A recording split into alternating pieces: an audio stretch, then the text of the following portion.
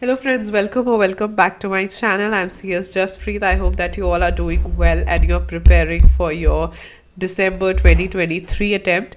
So I have posted a lot of videos for company law on part B, and I have also posted the video on sources of law, constitution, RTI Act and IT Act. Day before yesterday, I guess. Today we are going to cover another important topics. I think this is chapter number 3, 4, 5, 6 and 7 as per the old syllabus. That is why I've mentioned the names as well. But of course, if you are of new syllabus, you can also refer them if these topics are same, and I believe few of these topics are same, so definitely you can refer them as well. तो ये सारे topics अगर cover हो जाएंगे तो major portion आपका cover हो जाएगा। और कल भी एक वीडियो आएगी related to other main chapters, so that is why I'm trying to make you revise as much as possible of GIGL, because GIGL का फर्स्ट एग्जाम है and I hope कि आपकी तैयारी जोरों शोरों से चल रही है। I will try to cover almost all the topics that are given in these chapters, so stay tuned। और इससे ये जो पूरा का पूरा PDF है ये आपको टेलीग्राम पे मिल जाएगा। पुराने PDFs भी मैंने डाल दिए हैं, पिन कर दिए हैं, आपको वहाँ पे आराम से मिल जाएंगे। सॉरी फॉर द थ्रोट, थोड़ा सा गला खराब है तो मे बी वो थोड़ा अजीब लगे, बट एक्सेप्ट दैट आपको ये सारे PDFs मिल जाएंगे। और मैं ये कोशिश करती हूँ कि हर एक टॉपिक को कवर किया जाए, कोई भी टॉपिक छोड़ा ना जाए, ताकि towards the end of exam आप सब रिवाइज कर लो। तो जितने कम टाइम में हो सकेगा I will make you revise all these chapters, क्योंकि छोटे छोटे चैप्टर्स हैं लेकिन इसमें कुछ इंपॉर्टेंट वर्ड्स और बातें हैं जो आपको याद रखनी चाहिए। So let's start and I hope that you're already subscribe to the channel. अगर नहीं किया है तो कर लो, it's totally free and we are very close to hitting 25,000 subscribers, so it will be a motivation for me if you make it happen कि इस साल में हम 25K हिट कर लें। सो प्लीज़ अगर आपने सब्सक्राइब नहीं किया है, I request you to subscribe and hit the bell icon so that whenever I upload any video, you get notified. So first chapter is interpretation of statutes. Simply अगर बोले interpretation होता है कि हम किस तरीके से किसी भी लॉ को इंटरप्रेट करें, उसे समझे कैसे, ठीक है, उसे डिकोड कैसे करें। तो सबसे पहले स्टैट्यूट्स कितने तरीके के होते हैं, एक होता है कोडिफाइंग, एक declaratory, remedial, amending, consolidating, enabling, disabling और रिस्ट्रेनिंग, पीनल। वैसे तो काफ़ी नाम से आपको पता चल जाएगा, लेकिन फिर भी कोडिफाइंग का मतलब होता है जो एक अनरिटन लॉ को कोडिफाई करता है, ठीक है, कोई अनरिटन लॉ है सब्जेक्ट के ऊपर, उसे कोडिफाई करना। Declaratory, when they do not profess any alteration in the existing law but they merely declare, ठीक है, किसी लॉ को एक्सप्लेन करना, ठीक है, उसे हम डेक्लेरेटरी में लेते हैं। रेमेडियल, रेमेडियल होता है जब ये कॉमन लॉ को ऑल्टर कर देता है, ठीक है, और द जज मेड लॉ, ठीक है। रेमेडियल होता है, रेमेडी जिसको हम बोलते हैं, वहां से आता है कि किसी कॉमन लॉ को ऑल्टर कर देना, या ये एक जज मेड लॉ की तरह सामने आता है। अमेंडिंग का तो मतलब ही ऑल्टर होता है, अमेंडमेंट जिसको हम कहते हैं। कंसोलिडेटिंग, जब बहुत सारे प्रीवियस स्टैट्यूट्स जो है कंसोलिडेट हो जाते हैं, जैसे कि हम देखेंगे इन जनरल क्लॉजेस एक्ट, तो 2-3 एक्ट को जब एक साथ कर दिया जाता है, कंसोलिडेट कर दिया जाता है, तो उसे हम कहते हैं कंसोलिडेटिंग। इनेबलिंग, इनेबलिंग अगर हम किसी फीचर को फोन में या लैपटॉप में इनेबल करते हैं, उसका मतलब क्या होता है कि हम उसकी रिस्ट्रिक्शन हटा देते हैं। बिल्कुल वैसे ही किसी रिस्ट्रिक्शन को या किसी डिसेबिलिटी को हटाना इज इनेबलिंग। किसी को रिस्ट्रेन करना, for the alienation of property, that is disabling, बिल्कुल उसका उल्टा। और पीनल है पेनल्टी डालना या फोरफीट करना, चीज को रख लेना। तो इस तरीके से एक एक दो वर्ड्स हैं, इसके जो मेन की वर्ड्स हैं जो आपने जैसे कि कोडिफाइंग में कोडिफाई द अनरिटन लॉ, डेक्लेरेटरी में डिक्लेयर और एक्सप्लेन, इस तरीके से आपने इसे याद रखना है। Head to the general principles of interpretation, तो एक होते हैं प्राइमरी रूल्स, एक होते हैं अदर रूल्स ऑफ इंटरप्रिटेशन। सबसे पहले प्राइमरी रूल्स में हम पढ़ेंगे लिटरल कंस्ट्रक्शन, द मिसशिफ रूल या हेडन्स रूल हम इसे कहते हैं, इसमें से काफी क्वेश्चंस आते हैं। Rule of reasonable construction, harmonious construction, ejusdem generis, और फिर आते हैं अदर रूल। सबसे पहले हम प्राइमरी पढ़ते हैं। देखो लिटरल, आपने ये वर्ड ना इंग्लिश में बहुत जगह पे पढ़ा होगा, इंटरप्रिटेशन में काफी जगह पे वोकैबुलरी को यूज करते हैं। लिटरल जैसे हम कहते हैं लिटरली ऐसा हुआ था, कभी कभी आप ये वर्ड यूज करते हो, उसका मतलब एज इट इज, मतलब मैं जो बोल रही हूँ एज इट इज, ऐसा ही हुआ था। तो यहाँ पे 2-3 वर्ड्स मेन आते हैं जहां जो इंटरप्रिटेशन है वो नेचुरल होती है, ऑर्डिनरी होती है, या popular, and grammatically meaning unless construction leads to any absurdity या कॉन्टेंट। यानी कि सबसे पहले हम किसी भी लॉ को ना लिटरल कंस्ट्रक्शन के हिसाब से डिकोड करते हैं, यानी कि हम देखते हैं कि जैसे जो लिखा है हम उसी के हिसाब से उसको इंटरप्रेट कर लेते हैं। अनटिल अनलेस ऐसा लगे कि इसका मतलब थोड़ा सा एब्सर्ड हो रहा है या कंटेंट आउट ऑफ कॉन्टेक्स्ट जा रहा है। लेकिन सबसे पहला तरीका जो प्राइमरी रूल में होता है उसे एज इट इज डिकोड करना, नेचुरल तरीके में, ऑर्डिनरी तरीके में एंड पॉपुलर तरीके में, उसे जो है डिकोड करने को ही हम बोलते हैं लिटरल कंस्ट्रक्शन। इसमें दो बेसिक प्रिंसिपल्स आपने याद रखने हैं। पहला, every word in the law should be given meaning as no word is unnecessarily used. जो भी लॉ में वर्ड्स यूज किए जाते हैं उन्हें एज इट इज ही आपने मीनिंग देना है, कोई भी वर्ड अननेसेसरीली नहीं डाला जाता। और दूसरी चीज, आपने कभी प्रिज्यूम नहीं करना, ठीक है, कि गलती से छूट गया होगा, बिल्कुल नहीं। लॉ में दिया जाने वाला हर एक वर्ड मीनिंगफुल होता है और अगर कोई वर्ड नहीं दिया तो उसका मतलब उसकी जगह नहीं है लॉ में। ये दो बेसिक प्रिंसिपल्स हैं जो आपने समझने हैं। प्लेन लिटरल या ग्रामेटिकल मीनिंग का क्या मतलब है? They say that one of the basic principles ये होता है कि जो मतलब बेसिकली लिटरल का मतलब ही होता है जो लिखा है एज इट इज उसको डिकोड कर रहे हैं, उसमें अपना कोई दिमाग नहीं लगा रहे हैं। So if that is contrary to या inconsistent of any to express any intention or declared purpose, तब हम उसे अलग मानते हैं। यानी कि उसका जो मीनिंग निकल रहा है अगर वो मैच नहीं कर रहा ऑब्जेक्ट से, फिर हम उसे फर्दर डिकोड करते हैं। But the onus of showing that the words do not mean what they say, it lies on the party who alleges it. अगर आप कहते हो कि नहीं भाई इसका ये मतलब नहीं, तो आपको ही ये प्रूव करना पड़ेगा कि क्यों इसका मतलब ये नहीं है। And he must advance something which clearly shows that the grammatical construction would be repugnant to the intention of the act or it can manifest absurdity. Basically proof करना पड़ेगा, otherwise सबसे पहला तरीका यही होता है कि उसे देखना कि वो किस तरीके से इंटरप्रेट किया जा सकता है। दूसरा है मिस्चिफ रूल या हेडन रूल। ये बड़ा मजेदार रूल है, इसमें सिर्फ 4 बातों का आपने ध्यान देना है। सबसे पहली चीज, what was the common law before making that act? बनने से पहले ये प्रॉब्लम को हम कैसे डील करते थे, क्या कॉमन लॉ था? Secondly, what was the mischief and defect under the common law? भाई कॉमन लॉ बना हुआ था तो ऐसी क्या उसमें कमी थी, ऐसी क्या उसमें गलती थी जो कॉमन लॉ प्रोवाइड नहीं कर रहा था? Thirdly, what remedy the parliament has resolved and appointed? क्या आपने क्या उसका रेमेडी निकाली? And fourth, the true reason of the remedy. एक तो उन्होंने इस तरीके से गलत तरीके से ऐसे लिखा हुआ है, जब भी आपने पॉइंट वाइज लिखना है आपने इस तरीके से लिखना है 1 2 3 4, right? That is the correct way, specially in exams. I would advise you never write like this. एक तो ये सही भी नहीं लगता है, दूसरा एग्जामिनर को ढूंढते ढूंढते रह जाता है, तो this is not the correct way. तो सबसे पहले मिस्चिफ रूल में हम ये देखते हैं कि कॉमन लॉ से पहले क्या एक्ट था, दूसरी क्या गलती या क्या मिसशिफ थी, तीसरी क्या सोल्यूशन या क्या रेमेडी निकाली, and fourth, what is the true reason of the remedy. तो इसी तरीके से थर्ड आता है रीजनेबल कंस्ट्रक्शन। रीजनेबल का मतलब क्या होता है? ठीक ठीक, है ना, ठीक ठाक तरीके से कोई चीज करना। रीजनेबल हम कहते हैं रीजनेबल, जैसे हम कोई चीज खरीदने जाते हैं बोलेंगे रीजनेबल रेट लगाओ या रीजनेबल बात करो, ठीक है, मतलब तरीके से ऐसी बात जो मतलब सही सही भी लगे। तो जब लिटरल कंस्ट्रक्शन काम नहीं करता तब हम रीजनेबल कंस्ट्रक्शन पे आते हैं। हम उसे इस तरीके से इंटरप्रेट करते हैं ताकि वो किसी जो हमारा स्टैट्यूट है उसके ऑब्जेक्ट से मैच कर सके। इस तरीके से हमें उसे इंटरप्रेट करना है that it ends as a fair and reasonable construction. हाँ भाई समझ आ रहा है कि ठीक है ये चीज ऐसे अगर बनाई गई है तो क्यों बनाई गई है, क्योंकि ये लॉ इस चीज के बारे में बात करता है। Then is harmonious construction. Harmonious construction word आता है हार्मनी से, which is a win win situation. इस तरीके के एक्ट बनाने हैं, एक हेड ऑन क्लैश कभी नहीं होना चाहिए। कहीं पे भी सेक्शंस में कोई सिमिलैरिटी आ रही है, कुछ भी हो रहा है, इस तरीके से एक्ट बनाया जाए, इस तरीके से एक्ट की इंटरप्रिटेशन की जाए कि हर कोई विन विन सिचुएशन आए, कहीं पे भी लड़ाई जैसी सिचुएशन नहीं क्रिएट होनी चाहिए। सो इसीलिए ये इंपॉर्टेंट है that where in an enactment there are two provisions which can not be reconciled. मतलब हम ये कहते हैं एक बात ये कहती, एक बात ये कहती, तो हम ये कहते हैं दोनों अपनी अपनी जगह पे अप्लाई किए जाएंगे, दोनों को ही इफेक्टिव हमें मानना पड़ेगा।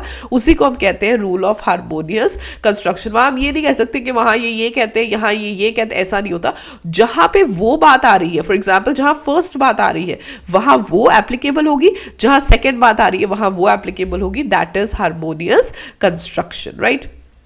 The next is adjustive generis. Adjustive generis होता है of the same kind और of the same species. अब क्या होता है जब different subjects of act आते हैं तो generally जो words following specific words they may be construed with reference to the antecedent matters, right? तो जो पहले word आया उससे काफी फर्क पड़ता है उसकी meaning पे, तो interpretation इस तरीके से की जाती है। If particular words exhaust the whole genus, the general words are construed as embracing a larger genus. अब क्या होता है हर एक एक चीज़ को, हर एक एक्ट को डिफाइन करने के लिए कुछ कुछ वर्ड्स होते हैं, तो उसके हिसाब से आपने देखना है। तो अप्लाई द रूल, कुछ बातें आपको ध्यान देनी है। Statute contains an enumeration by specific words. हर एक एक्ट में कुछ ऐसे वर्ड्स होते हैं जो स्पेसिफिक होते हैं, आपको पता होना चाहिए उन्हें कैसे इंटरप्रेट करना है। Members of the enumeration constitute a class, उसका एक क्लास बन जाता है। Class is not exhausted, of course वो बढ़ सकता है। A general term follows the enumeration, बिल्कुल। There is a distinct genus which comprises more than one species and there is no clearly manifested intent that the general term be given a broader meaning, right. So we'll move ahead. उसके बाद आते हैं other rules. देखो पहले primary rules तो मेरे according बहुत simple है, अगर आपको वर्ड्स के मीनिंग समझ आ जाते हैं आप कर सकते हो। अदर रूल्स ऑफ इंटरप्रिटेशन में सबसे पहले एक्सप्रेसियो उनिस एस्ट एक्सक्लूसिव अल्टरिस।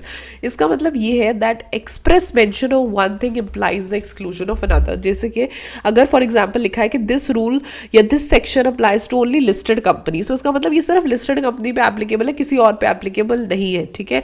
तो जहाँ पे एक स्पेसिफिक मेंशन आ जाती है किसी चीज़ की, एक एक्सप्रेस मेंशन है कि इस चीज के ऊपर ही एप्लीकेबल है, ऑटोमेटिकली बाकी की चीजों को एक्सक्लूड कर देता है, right. On the other hand second है contemporanea expositio est optima et fortissima in lege. It means that it is contemporaneous exposition is the best and strongest in law। इसका मतलब है where the words used in the statute have undergone alteration in meaning in the course of time, the words will be construed, they bear the same meaning as they had when the statute was passed and the principle। तो simple मतलब इसका ये होता है कि जो old स्टैच्यूट्स हैं वो बिल्कुल उसी तरीके से इंटरप्रेट करे जाने चाहिए जैसे जब वो बने थे, ठीक है। जब कोई भी एक्ट बनता है, जब कोई भी स्टैच्यूट बनता है, वो एक एक माइंडसेट से बनता है कि क्यों हम इसे बना रहे हैं, क्यों हम इसमें कोई भी चेंजेस कर रहे हैं, एडिशन कर रहे हैं, मतलब इसको बनाया जा रहा है। तो वो उस चीज़ के साथ that should always remain with that, वो पर्पस, वो इंटरप्रिटेशन हमेशा same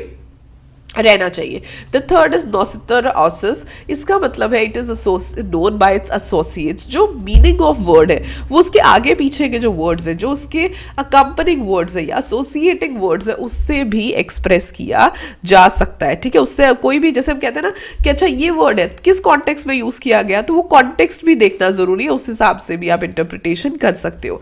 same words bear the same meaning in the same statute. हाँ, ये एक बहुत बड़ी लाइक स्टेटमेंट होती है, बिकॉज जब सेम वर्ड्स आ रहे हैं, सेम स्टैच्यूट में आ रहे हैं, तो नॉर्मली हम इसे कहते हैं वो सेम मीनिंग है अनटिल एंड अनलेस। लेकिन इस रूल के एक्सेप्शंस हैं। अब देखो इसको ध्यान से देखना बहुत जरूरी है, बिकॉज हो सकता है इसका अलग से जो है वो क्वेश्चन आ जाए। So this rule will not apply when the context excluded that principle, ठीक है। जब वहां पे लिखा गया था कि भाई इस चीज पे एप्लीकेबल नहीं होता, या फिर if sufficient reason can be assigned it is proper to construe a word in one part of the act in different sense in other part। अब कई जगह पे आप देखोगे वो बोलेंगे कि इस सेक्शन के इंटरप्रिटेशन के लिए ये वर्ड ये है, ठीक है। तो वो चीज देखनी जरूरी है। where it could cause injustice or absurdity, where different circumstances are being dealt, अलग अलग circumstances हैं, या फिर where the words are used in different context उनका बदल गया। तो इस statement का exception देखना आपके लिए बहुत ज़रूरी है, because definitely it's like one of the important statements जो रहती है, because हम कहते हैं कि अच्छा same act है, same word है, तो of course उसका meaning जो है वो भी same जाएगा। तो कहाँ पे उसकी exception आती है ये आपको पता होना चाहिए, right। Moving ahead to strict and liberal construction। देखो ये दो बातें कह रहे हैं, एक जगह तो कह रहे हैं स्ट्रिक्ट, एक जगह कह रहे हैं लिबरल। स्ट्रिक्ट का मतलब होता है कि जो भी लिखा गया है उसे letter as well as spirit दोनों की तरफ से फॉलो करो, स्ट्रिक्टली फॉलो करो, ठीक है। स्ट्रिक्ट जिसे हम कहते हैं वर्ड टू वर्ड फॉलो करना। On the other hand liberal का मतलब है दिस वाज स्ट्रिक्ट, जैसे कि स्ट्रिक्ट वर्ड का मतलब है। लिबरल का मतलब ये है कि कुछ भी आप अप्लाई कर रहे हो तो उसका अल्टीमेट गोल क्या है कि हर चीज़ का एक्ट जो बनता है वो एडवांसमेंट ऑफ रेमेडी के लिए बनता है, यानी कि सोल्यूशन के लिए बनता है। तो आपने इस तरीके से उसे इंटरप्रेट करना है कि हम रेमेडी पे आ सके, सोल्यूशन पे आ सके, right. Moving ahead to presumptions. इससे रिलेटेड मुझे याद है लास्ट अटेम्प्ट में जब बच्चों ने बहुत शोर मचाया था, इससे रिलेटेड डायरेक्ट 8 मार्क्स का क्वेश्चन पूछा गया था। 8 मार्क्स का question, it's a very big number, और सिर्फ ये पूछा गया था कि प्रिजम्पशंस क्या क्या लेनी है, और ये सब कुछ आपने बताना था, राइट। सो पेपर जितना भी डिफिकल्ट हो GIGL का, बीच में कुछ ना कुछ ऐसा होता है जो कि स्कोरिंग रहता है, राइट। वो अब ऐसी कुछ बातें होती हैं, देखो जब स्टैच्यूट को हम इंटरप्रेट करते हैं तब कुछ चीजें देखनी पड़ती है, ठीक है। So where the meaning is clear, देखो जहां तो बात साफ पता चल रही है फिर तो कोई दिक्कत नहीं है, लेकिन जहां समझ नहीं आ रहा, जहां बात क्लियर नहीं है, वहां पे कुछ प्रिजम्पशंस है, कुछ ऐसी एजम्पशंस है जो आपने लेनी है। फर्स्टली, हर एक वर्ड को प्रिसाइजली यूज़ किया, कोई वर्ड लूजली यूज नहीं हुआ, तो आप किसी भी वर्ड को ऐसे छोड़ नहीं सकते। Secondly, that vested rights, that is rights which a person possessed at the time the statute was passed, they are not taken away without express words. यानी कि एक्ट में जब एक्ट बना, किसी पर्सन को उन्होंने कुछ राइट्स दी, वो हमेशा उसके पास ही रहेंगे अनटिल एंड अनलेस वो एक्सप्रेसली बोले कि अब ये राइट उनके पास नहीं है। थर्डली, जो भी क्रिमिनल एक्ट्स होते हैं ना, वो मेंस रिया पे चलते हैं। मेंस रिया मीन्स गिल्टी माइंड, तो चेक करना पड़ता है कि गिल्टी माइंड है या नहीं है, वो सारी चीज़ें।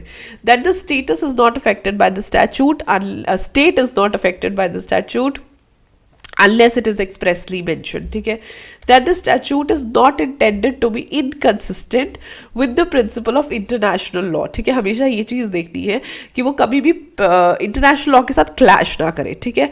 that the legislature knows the state of law, legislature does not make any alteration in the existing law unless by the express enactment, जब तक लिखा नहीं जाता तब तक आप कुछ भी assume नहीं कर सकते। legislature knows the practice of the executive and judiciary, legislature confers powers carried out on the duties, legislature does not make any mistake, the law compels no man to do which is futile or fruitless, ऐसे बिना मतलब कोई चीज करने के लिए law कभी भी कंपेल नहीं करता। legal fictions may be said to be the statements or suppositions which are known to be untrue or but which is not allowed to be denied, where powers and duties are interconnected and it is not possible to separate from one another. Doctrine of natural justice is really a doctrine for the interpretation, बहुत जरूरी। अब देखो 8 marks में आपको एक question आ रहा है, मैं कहती हूँ 8 to 10 अगर आप पॉइंट्स लिख दोगे यू विल स्कोर वेल। तो GIGL के पेपर में मैं हमेशा कहती हूँ, वैसे I post a video how can you answer it in the best possible manner, या क्वेश्चन पेपर आता है तो आपने कैसे आंसर करना शुरू करना है, इट विल हेल्प यू। लेकिन मैं नॉर्मली कहती हूँ आप डायरेक्ट क्वेश्चन ढूंढ के आंसर जरूर किया करो, right. Then comes external and internal aids. अब इंटरप्रिटेशन के लिए कुछ चीज़ें यूज करनी पड़ती है। इंटरनली हम क्या चीज़ें यूज कर सकते हैं, एक्ट के अंदर ही उसका टाइटल होता है, प्रिएम्बल होता है, heading and title of a chapter होती है, मार्जिनल नोट्स होते हैं, इंटरप्रिटेशन क्लॉजेज रहती है, प्रोविजो, इलस्ट्रेशंस और एक्सप्लेनेशन शेड्यूल्स, ये सारी चीज़ें एक्ट के अंदर होती है, बेयर एक्ट के अंदर होती है, जिससे हम इंटरप्रेट करते हैं किसी भी स्टैट्यूट को, किसी भी एक्ट को, हम यहाँ से इंटरप्रिटेशन जो है वो शुरू करते हैं। ऑन द अदर हैंड अगर हम एक्सटर्नल एड्स की बात करें, पार्लियामेंट हिस्ट्री से हम चेक करते हैं, जो कमेटी, कोई भी एक्ट बनता है ना तो पहले बड़ी सारी कमेटीज बैठती हैं, उनकी रिपोर्ट्स को हम चेक करते हैं, दूसरे स्टैट्यूट्स का रेफरेंस चेक करते हैं, डिक्शनरीज को चेक करते हैं, and use of foreign decisions as well. And with this we end one chapter which is chapter number 3। Chapter number 4 है general clauses act. General clauses act है, देखो ये क्या हुआ था कि ये 2 एक्ट कंसोलिडेट हो गए थे, interpretation act 1850, general clauses act 80, पहले ये बने थे और फिर ये सारे कंसोलिडेट होके ये जनरल क्लॉजेज एक्ट बन गए। सबसे पहले coming into operation of enactment, section 5, जब अगर central act is not express to come into operation on a particular day, देखो अदरवाइज क्या होता है ना, दिया होता है, ठीक है, कि ये एक्ट इस दिन ऑपरेशन पे आएगा, ठीक है, ये वाला दिन है इस दिन, अगर बाई चांस वो नहीं दिया हुआ then it is on the day on which it receives the assent, जिस दिन उसे असेंट मिली। इन केस अगर सेंट्रल एक्ट है then before the commencement of constitution of the governor, constitution आने से पहले गवर्नर जनरल की असेंट लेते थे, और एक्ट ऑफ पार्लियामेंट है तो प्रेसिडेंट की असेंट के साथ। तो अदरवाइज क्या है, अगर एक पर्टिकुलर डे मेंशन्ड है ग्रेट, पर्टिकुलर डे नहीं मेंशन्ड तो ये कॉन्सेंट आपको लेने पड़ेंगे।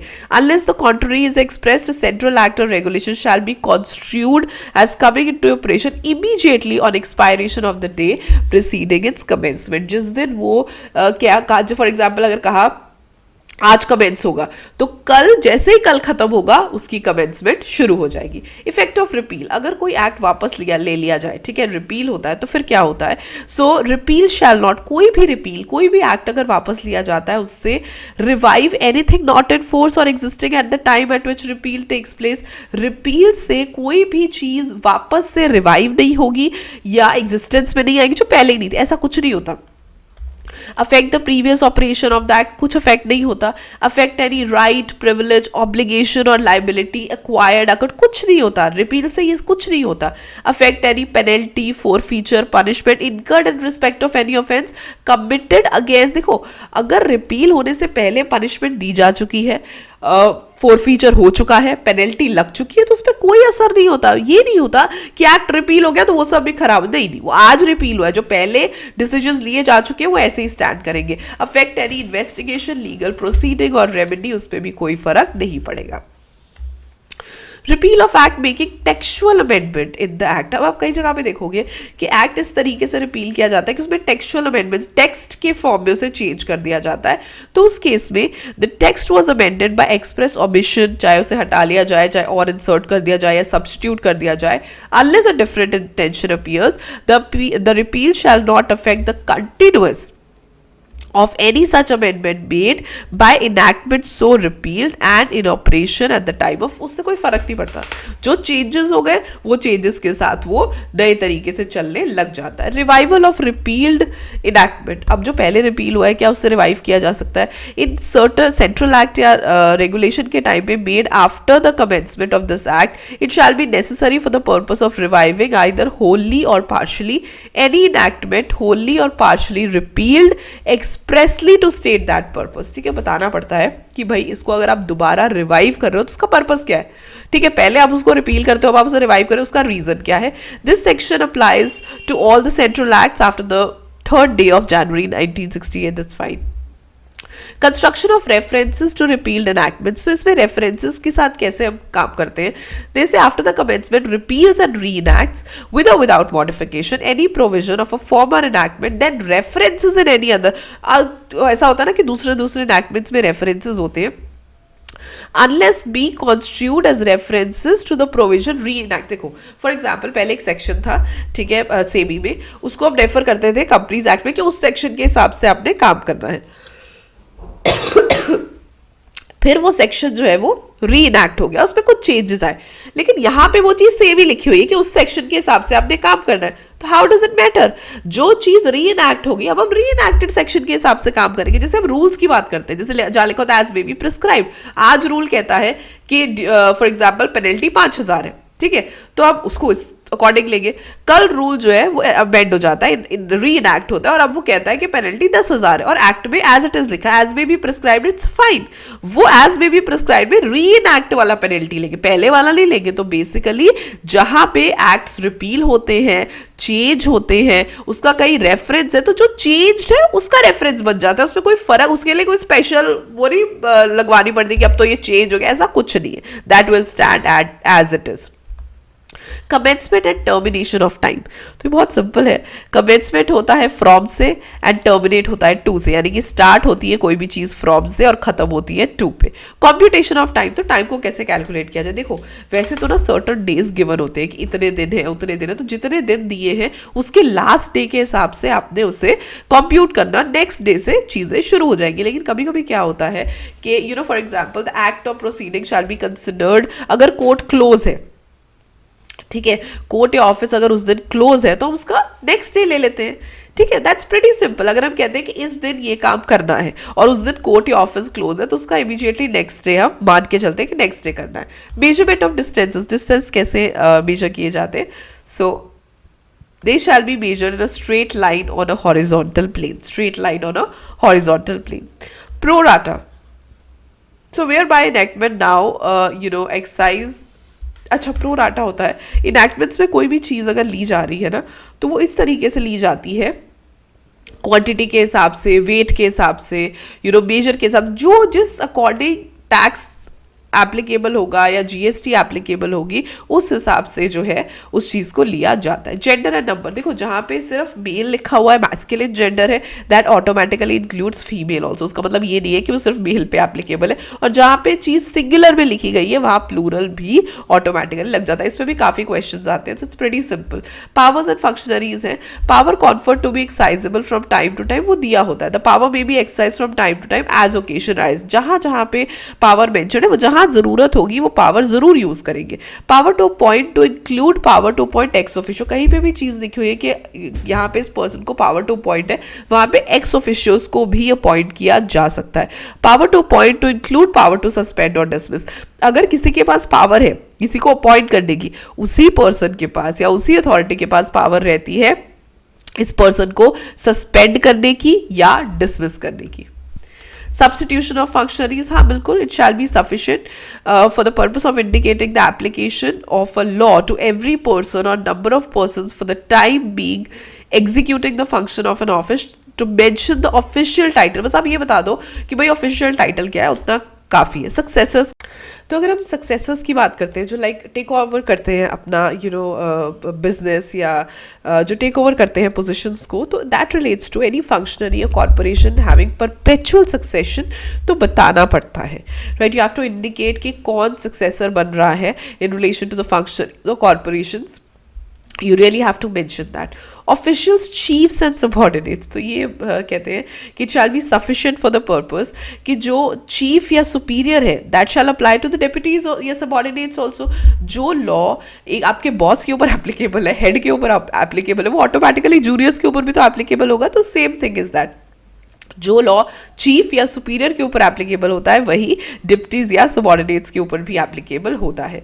Provisions as to orders, rules etcetera made under enactments, तो यहाँ पे हम बात करते हैं जैसे नोटिफिकेशंस वगैरह आती है, बिल्कुल उन्हें जब वो आती है उनको उसी तरीके से समझना है और उनको यूज करना है।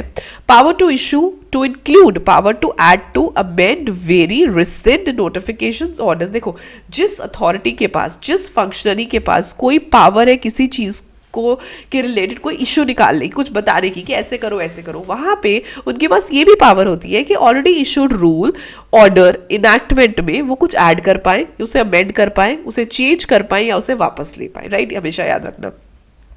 Making of rules or bylaws and issuing of orders between passing and commencement of enactments. कभी कभी क्या होता है, इनैक्टमेंट पास हो जाती है लेकिन कमेंसमेंट उसकी लेट होती है, उसके बीच में अगर कोई रूल्स बन जाते हैं, बायलॉज बन सकते हैं, नो प्रॉब्लम, जैसे बन सकते हैं, but just remember that with respect to the establishment or the time when or place, manner, fees or anything is done, that power may be exercised at any time after passing of the act or regulation, but rules so made or issued shall not take effect until the commencement. देखो बना लो, बनाने में कोई दिक्कत नहीं है, लेकिन उसका जो इफेक्ट है वो तभी स्टार्ट होगा जब लॉ कमेंस होगा, जब बाय लॉ कमेंस होगा। तो ऐसा नहीं होता कि लॉ अभी कमेंस नहीं हो, अब रूल्स का क्या करेंगे, चार डालेंगे, राइट। सो रूल्स या बाय लॉज भी तभी इनैक्ट होते हैं, भले ही पहले बन गए, जब लॉ कमेंस होता है, right. Provisions applicable to making of rules or bylaws after previous publication. अब क्या होता है,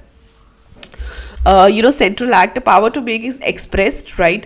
Like the authority having power to make the rules or bylaws shall before making it publish a draft। देखो जब भी कोई rules वगैरह बनते हैं ना, तो हमेशा एक draft issue होता है और कुछ ऐसे लोग होते हैं जिन्हें information जाती है, वो अपने आप से नहीं सब कुछ करते। publication इस तरीके से होती है जो कि sufficient होती है and एक ड्राफ्ट भेजा जाता है, फिर उस ड्राफ्ट को पब्लिश कर दिया जाता है एक नोटिस की तरह, अथॉरिटी को बोलते हैं कि इसमें कुछ चेंजेस करनी है तो बता दो, एंड देन फाइनली वो ऑफिशियल गैजेट में पब्लिश होता है। तो जैसे फॉर एग्जांपल मैं आपको एक एग्जांपल देती हूँ, जैसे सेक्रेटरियल स्टैंडर्ड्स जब आते हैं तो सारे मेंबर्स को ड्राफ्ट भेजे जाते हैं, ठीक है। जब हमारा न्यू सिलेबस भी आया था, so being a member of CS, सारे मेंबर्स को न्यू सिलेबस के ड्राफ्ट जाते हैं, उनसे पूछा जाता है आप कुछ ऐड करना चाहते हो, कुछ लेस करना चाहते हो, so that is always and always impactful, right. There is constitution of orders under enactments repealed and reenacted, continuation of orders, sorry.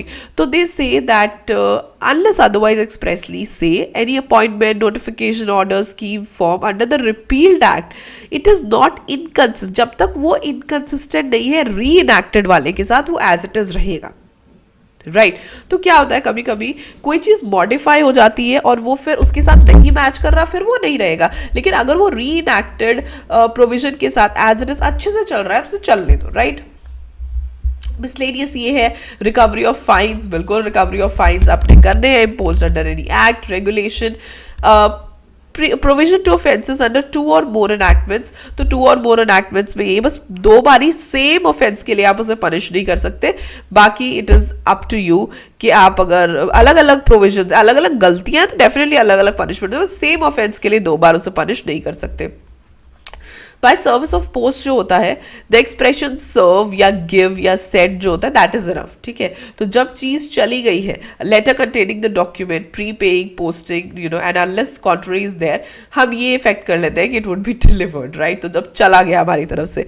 Citation of इनैक्टमेंट्स, तो साइटेड बाय टाइटल और शॉर्ट टाइटल, तो एज इट इज़ ही उन्हें नाम लिया जाता है उनके titles या शॉर्ट टाइटल्स के हिसाब से जब से वो कमेंट्स होते हैं। एक चीज़ मैं आपको बताती हूँ, बच्चे बहुत डरते हैं इस एक्ट से, इस चैप्टर से, but this chapter is more और लेस कॉमन सेंस। ठीक है, कॉमन सेंस, या मैं ये बोलूँ कि अगर आपने बेयर एक्ट कभी देखा है तो आप इस चैप्टर को आराम से कर सकते हो, right. The next is administrative law. Administrative law के 4 मेजर प्रिंसिपल्स है जहाँ से आया है। सोर्सेज याद करना, पिछले चैप्टर में सोर्सेज ऑफ लॉ में हमने पढ़ा था। पहला है कॉन्स्टिट्यूशन ऑफ इंडिया, एक्ट्स या statutes, ordinances, administrative directions, notifications and circulars and judicial decisions. तो सबसे पहले अगर हम कॉन्स्टिट्यूशन, देखो जुडिशियल कंट्रोल बहुत होता है एडमिनिस्ट्रेटिव एक्शंस पे, हमेशा ये चीज़ याद रखना। जब हम एडमिनिस्ट्रेटिव एक्शंस की बात करते हैं तो पहली चीज़ हम देखते हैं कि इसका जुडिशियल कंट्रोल क्या है। कॉन्स्टिट्यूशनल, स्टैट्यूटरी, ऑर्डिनरी या इक्विटेबल। कॉन्स्टिट्यूशनल तो है ही, ठीक है, कॉन्स्टिट्यूशन में कई जगह पे आपको मिलेगा इस तरीके से एडमिनिस्टर करना है, इस तरीके से करना है, तो वो चीज़ें आपको फॉलो करनी पड़ेगी। इसका जुडिशियल रिव्यू एक्चुअली ये है that judicial power of judicial review, ठीक है, is the authority of the courts to declare void the acts of the legislature and executives if they are found in violation of the provisions of the constitution. Judicial review is the power of highest court of jurisdiction to invalidate on constitutional grounds the acts or other government agencies. अब क्या होता है, बहुत ज़रूरी है देश को कैसे चलाया जाए उसके ऊपर जुडिशियल रिव्यू होना जरूरी, otherwise who is going to check the government, who is going to check is the administration right और रॉन्ग। तो जुडिशियल रिव्यू, पहले इसके से रिलेटेड काफी चीजें हो चुकी है, but now it is that yes, judicial review is very much required and very much important at the same time. तो कोर्ट्स टू कन्फाइन, अब लीगैलिटी में कुछ चीज़ें देखनी पड़ती हैं। Whether a decision making authority is exceeding it's power, क्या check करती है जुडिशरी, कहीं अपने पावर से ज़्यादा तो नहीं कुछ कर रहे। Committed an error of law, committed a breach of rules of natural justice, reached a decision which no reasonable tribunal would have reached, abused its powers, right. अब आप ये सोचो कि अगर इन्हें पूछने वाला कोई भी ना हो तो क्या हो, right. That is why judicial review is very very important. Judicial review देखो 2 जगह पे चलता है, एक है जब होती है डेलीगेशन ऑफ डिस्क्रिशन, किसी को आप पावर देते हो, ट्रांसफर करते हो, कितनी कर देते हो, राइट, तो वो चीज चेक करना। सेकेंडली जब एडमिनिस्ट्रेटिव डिस्क्रिशन की एक्सरसाइज होती है तब।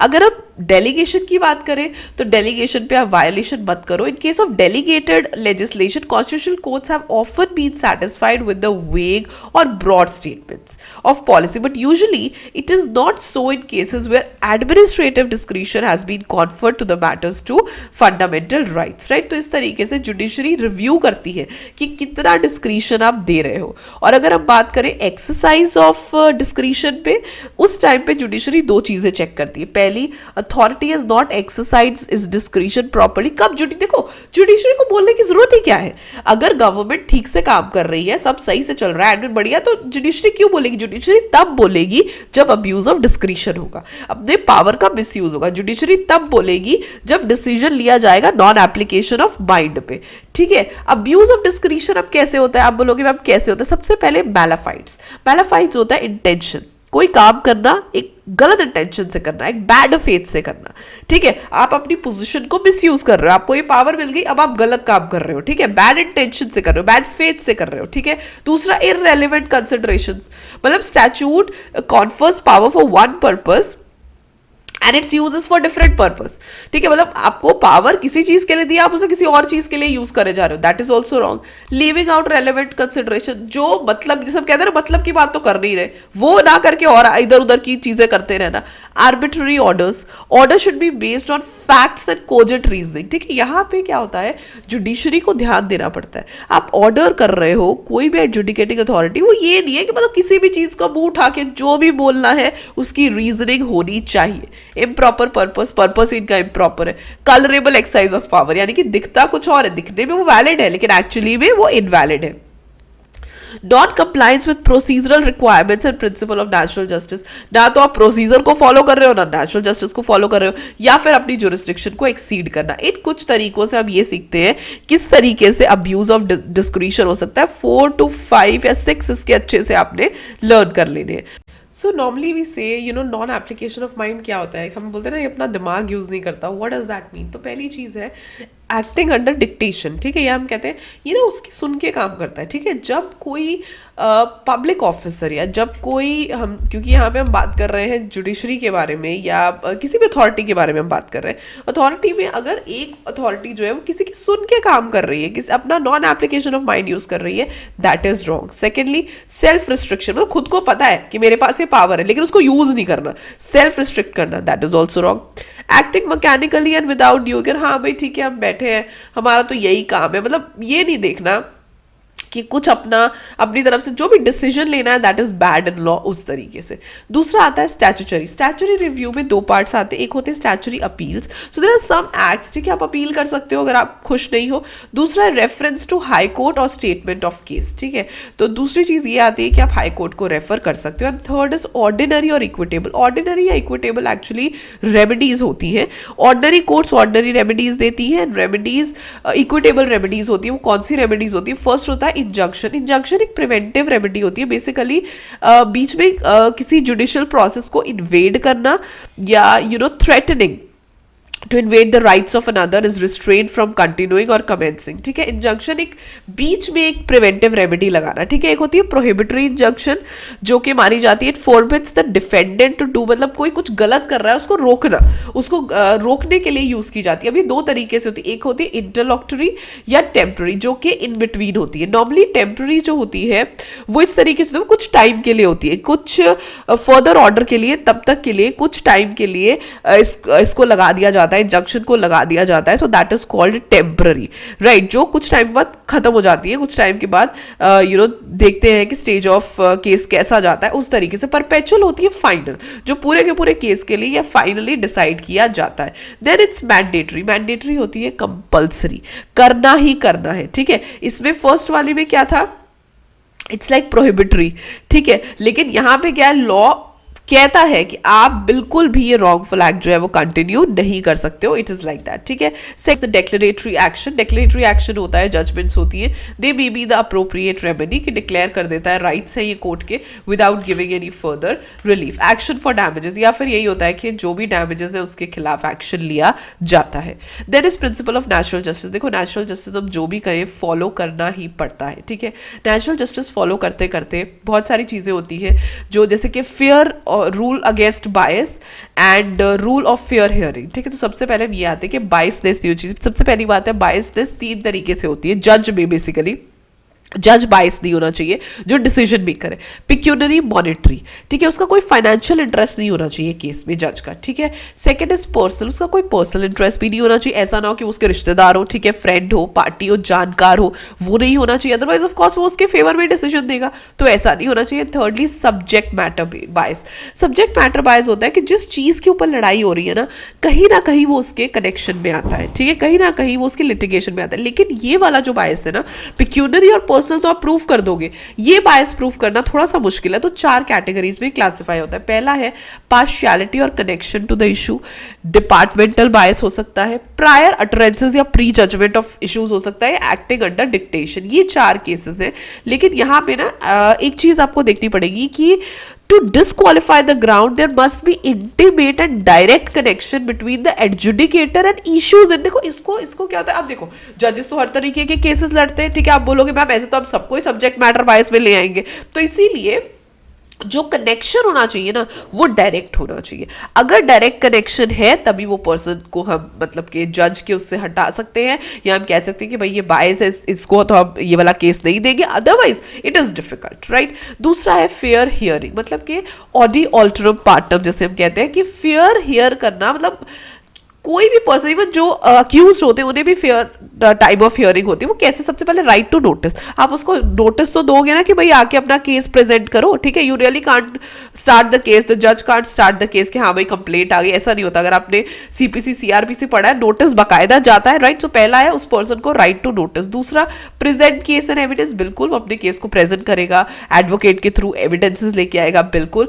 Right to rebut adverse evidence, अगर दूसरी पार्टी जो है एविडेंस दिखाती है वो कह सकता है नहीं ये गलत है, नहीं ये झूठ है। तो इस तरीके के सारे जो बेनिफिट्स है वो दूसरी पार्टी को या अक्यूज को भी दिए जाते हैं, ठीक है। इस केस में अब right to rebut adverse evidences कब हो सकते हैं? क्रॉस एग्जामिनेशन के टाइम पे। क्रॉस एग्जामिनेशन होती है विटनेस की, ठीक है, एडवर्स पार्टी की, पूछा जाता है उनसे, क्वेश्चंस किए जाते हैं, तो that is where the rules of natural justice से evidence may not be read against the party unless the same has been cross examined. तो क्रॉस एग्जामिनेशन की जाती है टू जस्ट मेक श्योर कि एविडेंसेस सही है या नहीं। क्रॉस एग्जामिनेशन में ये बात हो जाती है कि कई बारी चीजें ऐसी अगर एडवोकेट ने लिख दी है, ठीक है, एविडेंसेस झूठ है फॉर एग्जांपल, या एविडेंसेस को आई वुड से मैनिपुलेट किया जा रहा है, तो वो पकड़े जाते हैं क्रॉस एग्जामिनेशन के टाइम पे, क्योंकि क्रॉस एग्जामिनेशन तो अक्यूज्ड का होता है ना, ठीक है, एडवोकेट का नहीं होता। सो लीगल रिप्रेजेंटेशन, दूसरी बात कि वो अपनी लीगल रिप्रेजेंटेशन कर सकते हैं।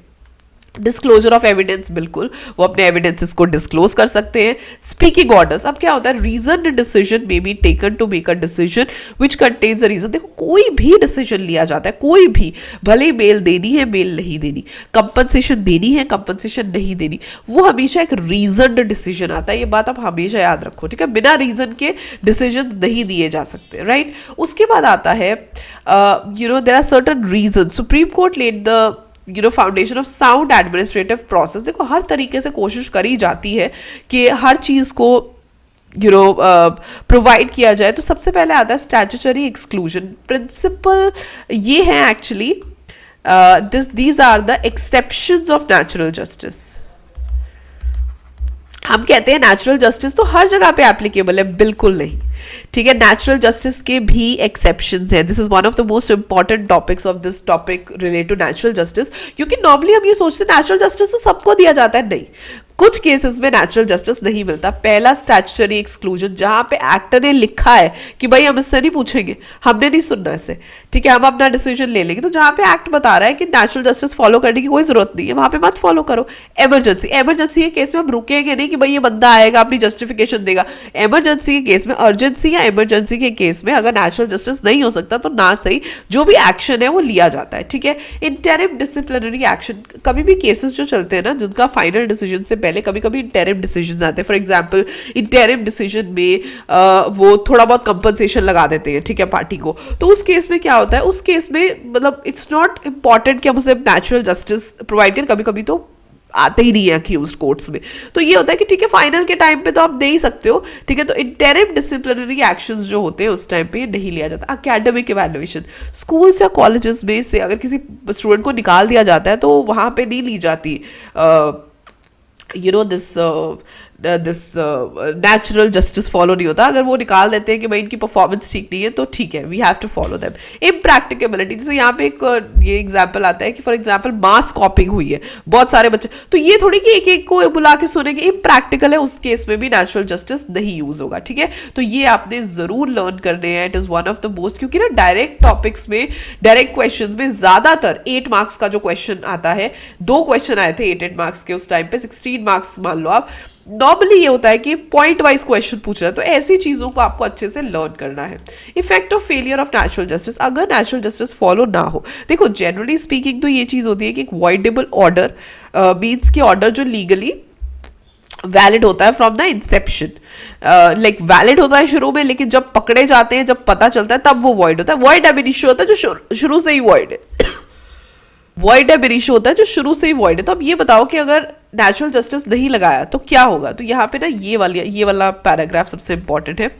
सो matter came in appeal before supreme court. Supreme court ने क्या बोला, the order of internment affected a fundamental right of the appellant.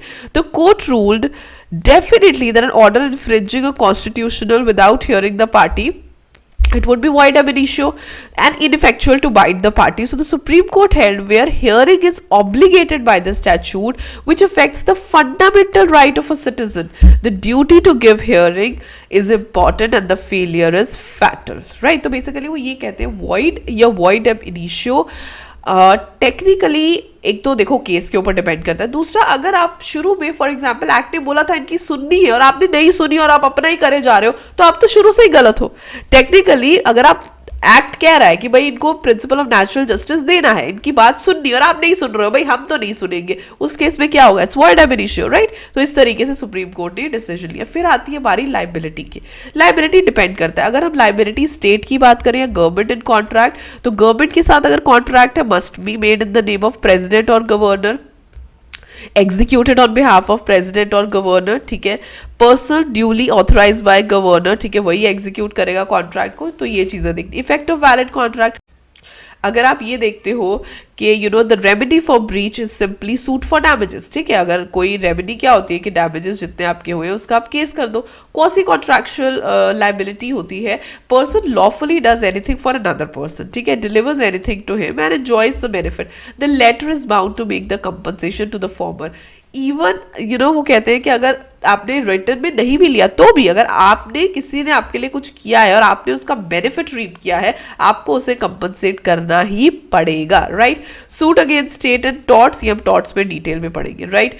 Statutory corporation के क्या मेन फीचर्स रहते हैं? It is incorporated under special act of parliament और state legislative assembly, autonomous body है, free from government control, separate legal existence है, managed by board of directors, suppose to be self sufficient in financial matters and employees they are recruited as per their own requirements. Next topic है torts, one of my favourite topics, और ये बहुत अच्छा है, scoring है, easily आपको समझ आ जाएगा। टॉर्ट क्या होता है? टॉर्ट में 3 चीजें देखी जाती है। एक रॉन्गफुल एक्ट है या omission of the defend, act है कुछ किया है या करना चाहिए था नहीं किया।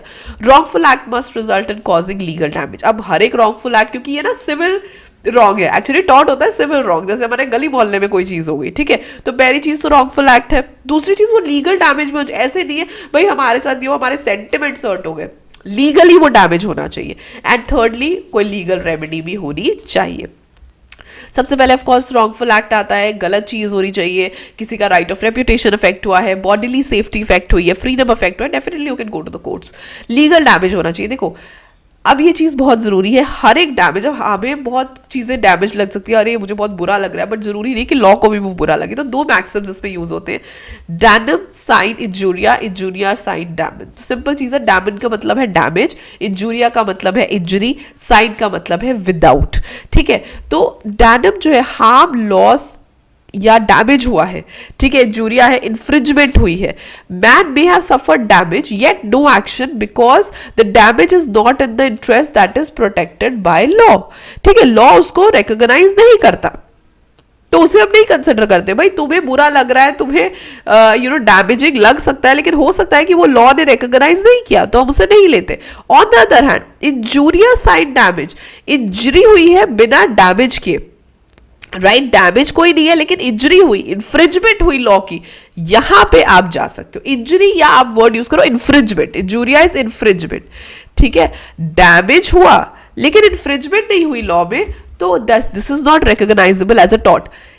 इन्फ्रिंजमेंट हुई लेकिन मे बी डैमेज हमें नहीं दिख रहा, तो that is recognisable under law, इसमें आप टॉर्ट के अंदर केस कर सकते हो, right. So damage without infringement is not a tort, but infringement without any damage is a tort. तो इस तरीके से आप इसे याद रखना। लीगल रेमेडी होनी चाहिए, बिल्कुल लीगल रेमेडी होनी चाहिए। भाई तुम कोर्ट में जाते हो, क्यों जाते हो? लीगल रेमेडी के लिए जाते हो, तो लीगल रेमेडी जरूर होनी चाहिए। फिर बारी आती है मेंस रिया की, जितने भी क्रिमिनल एक्ट्स होते हैं या लाइबिलिटी फॉर टॉर्ट है, वो भी एक तरीके से मेंस रिया की तरफ चलती है कि गिल्टी माइंड होना देखना जरूरी होता है। उसके बाद काइंड्स ऑफ टॉर्शियस लाइबिलिटी, एक होती है स्ट्रिक्ट या एब्सोल्यूट, एक vicarious liability of the state. Strict या एब्सोल्यूट लाइबिलिटी क्या होती है? स्ट्रिक्ट एब्सोल्यूट लाइबिलिटी, सबसे पहले liability for the inevitable accident, ठीक है। लाइबिलिटी अराइजेस जहां पे बेसिकली स्ट्रिक्ट या एब्सोल्यूट का मतलब है यहां पे हम कुछ चेक नहीं करते, ठीक है, जिसने गलती की वो लाइबल है ही है, ठीक है। वहां पे हम ये नहीं चेक करें कि भाई इसका इंटेंशन था या नहीं, मेंस रिया था या नहीं। तो सबसे पहले अगर आपको पता है कि इनएविटेबल एक्सीडेंट होना ही था, ठीक है, उस केस में स्ट्रिक्ट लाइबिलिटी बनती है।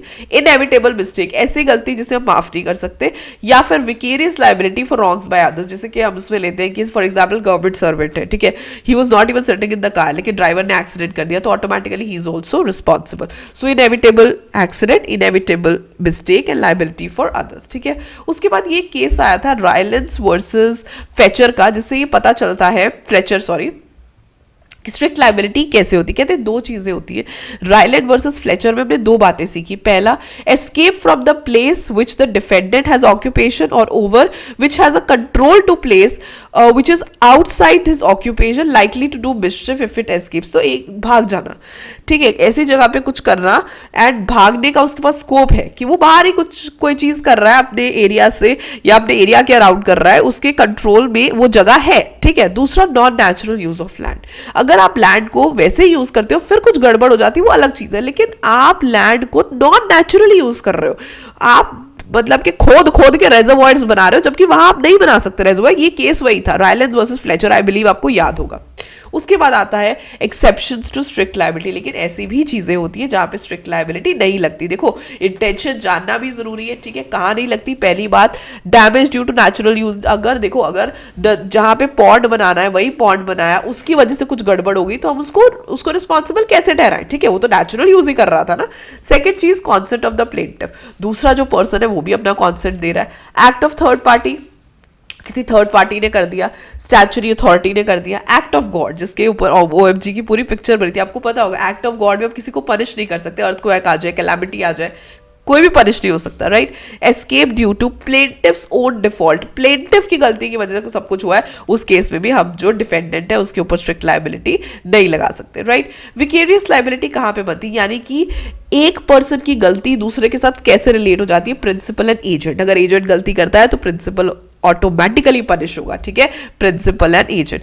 पार्टनर्स, देखो पार्टनर्स गलती करते, एक ने की है तो दूसरा भी अपने आप रिस्पॉन्सिबल हो जाएगा। Master and servant.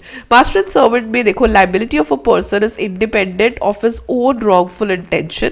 Liability is joint as well as several.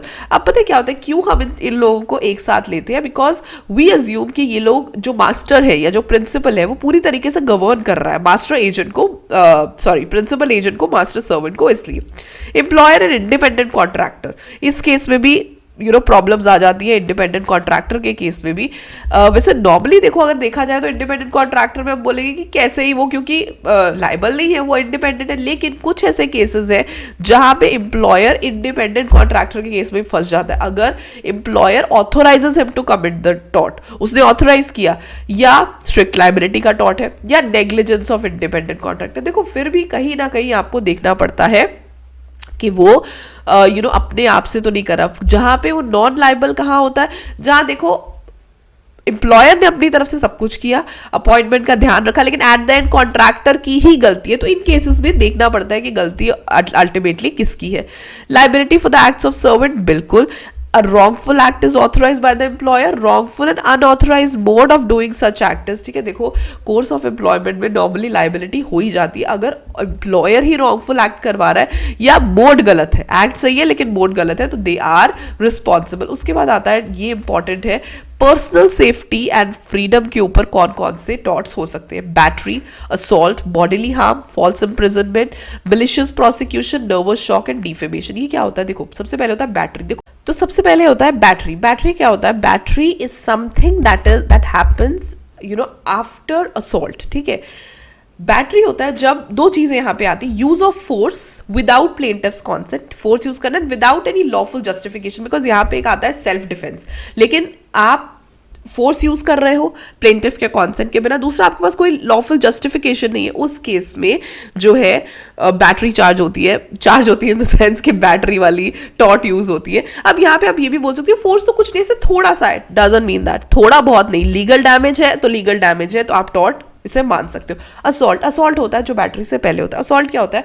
किसी के दिमाग में एक एप्रीहेंशन क्रिएट करना है कि I am going to touch you, I am going to hit you, something like that, right. तो वो चीज होती है। Assault is a kind of crime, I think all of you would know this. तो ये होता है एक apprehension in the mind of the plaintiff, किसी को ऐसा अज्यूम कराना है, उसके दिमाग में ये उसको इंटेंशन देना कि I am going to charge battery on you, right. Basically I am going to use my force on you, that is called assault. The third is bodily harm, या तो मारपीट ही हो गई तो ऑब्वियसली हो गई। फॉल्स इंप्रिजनमेंट, किसी को झूठे केस में फंसा देना, फॉल्स इंप्रिजनमेंट करा देना, that is also wrong. Malicious prosecution, किसी की गलत प्रोसिक्यूशन करा देना, जुडिशियल प्रोसीडिंग्स करा देना, राइट। इसके एसेंशियल एलिमेंट्स क्या है? There must have been a prosecution by the defendant. There must have been want of reasonable and probable cause for the prosecution. The defendant have acted maliciously. Plaintiff must have suffered the damages, and the prosecution must have been terminated in favor of the plaintiff. Obviously, ठीक है, उसके favour में आएगा तभी हम कह सकते हैं ना कि malicious prosecution है. Nervous shock. Nervous shock एक नई तरीके का हम ये कह सकते हैं कि कोई यहाँ पे कोई फिजिकल हार्म नहीं है, लेकिन कोई चीज देख के, कोई चीज सुन के एक शॉक लग जाना, उसे हम कहते हैं, ये फियर हो सकता है, सॉरो हो सकता है, उसे हम कहते हैं कि हाँ ये नर्वस शॉक में होता है. It's a taught. डिफेमेशन होती है किसी की रेपुटेशन को हार्म करना, ठीक है, किसी के बारे में गलत बोलना, बैड माउथ करना. सो दो तरीके से लिबल एंड स्लैंडर. लिबल होती है जो कि रिटर्न आती है, रिटर्न वर्ड्स में, पिक्चर्स में, कैरिकेचर्स में, सिनेमा फिल्म्स में, एफिजीज में. स्लैंडर होता है बोल के बुरा भला बोलना, उस तरीके से. रेमेडीज. अब आप बोलोगे कि अल्टीमेटली इसकी रेमेडीज क्या है? जुडिशियल रेमेडीज है भाई, चले जाओ डैमेजेस क्लेम कर लो, ठीक है भाई, हमें कंपनसेशन से लोग डिफेमेशन में चले जाते हैं कि हमें इतने पैसे दो, हमारी बेइज्जती हो गई, ये वो. इंजंक्शन होता है, इंजंक्शन भी काइंड ऑफ कंपनसेशन ही होता है.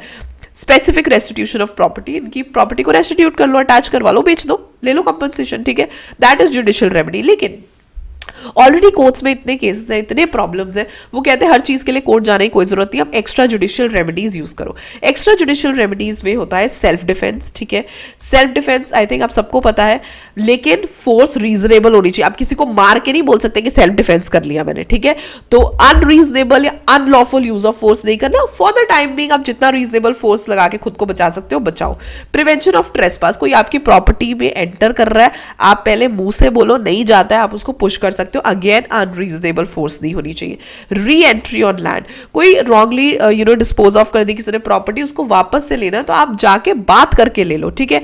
रिकैप्शन ऑफ गुड्स, वही सेम चीज है. किसी ने गलती से किसी की प्रॉपर्टी में रख ली, वो डिटेन करके बैठ गया कि भाई मेरे घर के बाहर क्यों रखी है, आप उससे बातचीत करके वापस ले सकते हो.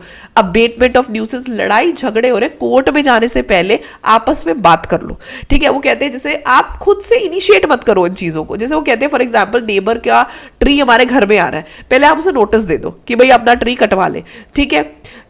ऐसा कुछ मेथड यूज करो कि सबसे कम लड़ाइयां हो और अननेसेसरी डैमेज की कोशिश मत करो. Distress damage fees. इसका मतलब होता है ऑक्यूपायर में लॉफुली सीज एनी कैटल और चैटल. चैटल होते हैं goods which are unlawfully on his land, doing damage and detain until compensation is paid. किसी की प्रॉपर्टी, किसी के गुड्स आपके घर के बाहर रख के चले गए, ठीक है, आपके लॉन में रख के चले गए, उससे डैमेज हो रहा है, कुछ हो रहा है, कोई लेने नहीं आ रहा, आप उसको डिटेन करके रख सकते हो. भाई तू इसको पहले कंपनसेट करा मेरे नुकसान को, फिर मैं तुझे वापस दूंगा. So this is like that. So मतलब बेसिकली दे इनकरेज कि घर में ही सॉल्व कर लो. सो बेसिकली दे इनकरेज कि घर में ही सॉल्व कर लो, कोर्ट में आने की कोई जरूरत नहीं है. And with this we move to the last topic. Least possible time में आई एम ट्राइंग कि सारे टॉपिक्स कवर हो जाए. लिमिटेशन एक्ट बहुत छोटा सा एक्ट है, सुन लो, समझ आ जाएगा आपको. सबसे पहले ये एक फॉर्मेट है जो इसमें दिया हुआ शेड्यूल, वो एक ओवरव्यू के लिए, एग्जाम पॉइंट ऑफ व्यू के लिए नहीं है, जिसमें इधर आता है क्या सूट है, पीरियड ऑफ लिमिटेशन क्या और कब से वो लिमिटेशन स्टार्ट होगी. सबसे पहले आते, देखो हम कह तो देते हैं कि इतनी लिमिटेशन है, लेकिन क्या वो हार्ड एंड फास्ट रूल है? नहीं.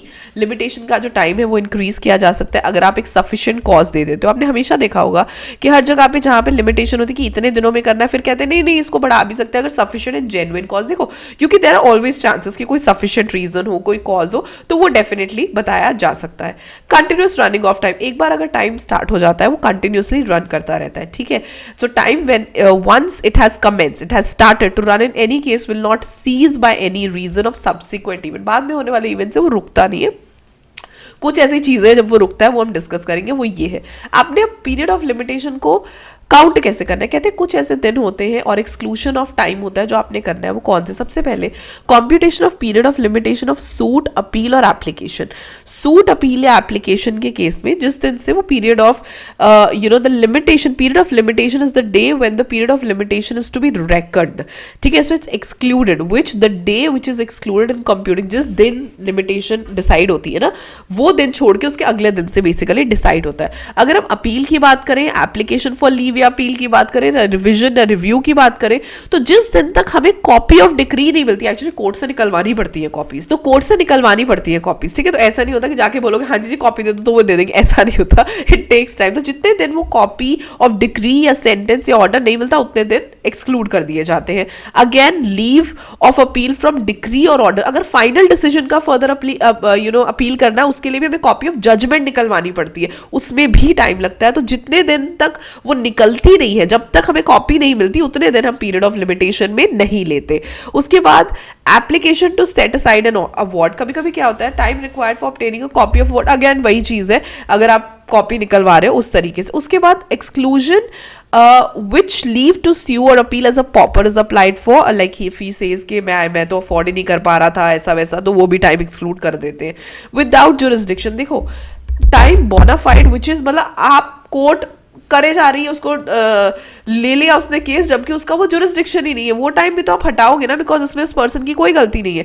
दैट द प्लेंटिफ और applicant was prosecuting another civil proceedings against the defendant with due diligence in the above said court, previous suit related to the same matter and issue that the plaintiff prosecuted good faith in that court and the court was unable to entertain a suit, और court उसको चला रहा है case को, so that is how, वहां पे उस person की कोई गलती नहीं। उसके बाद कुछ और टाइम पीरियड आते हैं जो जिसमें हम टाइम को एक्सक्लूड करते हैं। व्हेन अ सूट और application for execution of decree has been stayed, देखो कोई भी अगर अपील में कहता ना कि नहीं नहीं हम ये चीज़ नहीं करेंगे, you should always say stay है आपके पास, कोई भी ऑर्डर नहीं रुकता, अपील में जाने से भी ऑर्डर नहीं रुकता जब तक वो स्पेसिफिक कोर्ट ऑर्डर पे स्टे नहीं लगा देता। तो स्टे अगर लग गई तो वो पीरियड ऑफ लिमिटेशन से बाहर चला जाता है। दूसरी, time required to obtain the sanction, for example आपको कोई सैंक्शन चाहिए, कोई कॉन्सेंट चाहिए गवर्नमेंट से, तो जितना टाइम रिक्वायर्ड है उतना टाइम हम निकाल देंगे।